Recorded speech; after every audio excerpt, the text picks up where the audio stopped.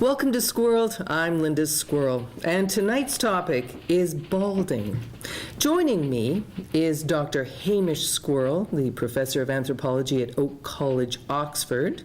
We also have Dave Sqworld, a controversial author, and Ish Sqworld, entrepreneur that sells antiquities. Good evening, gentlemen.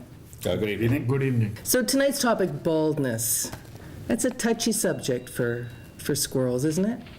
It is very touchy. Where I'm from, baldness is a sign of weakness.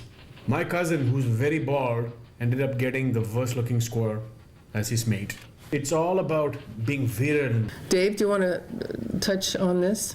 And yet, though, is not baldness, if it's a sign of aging, shouldn't it be looked upon as someone with some wisdom, someone who's lasted a while, he's been through the wars, he's survived, he's gotten old. That has cachet in the squirrel world because, quite frankly, most of us live about 2 years.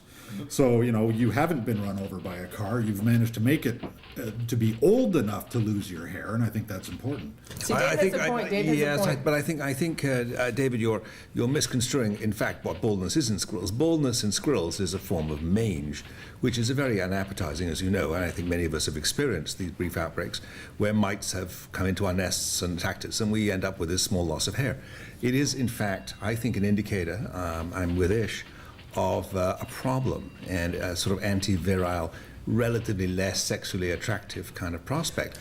But I agree with Dr. Hamish.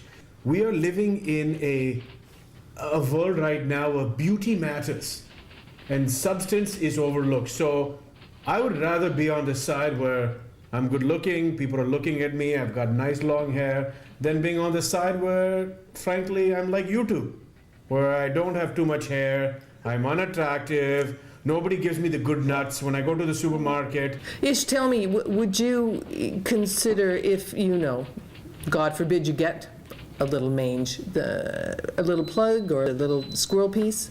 Definitely. I would consider maybe touching up the front or pushing down the back. I don't know, something like that. But Are you talking a squirrel comb over? You are talking squirrel comb over. if that's what it takes, that's what it takes. Hey, last time I went out, nobody was letting in the bald squirrel first into the nightclub. It's the good-looking people.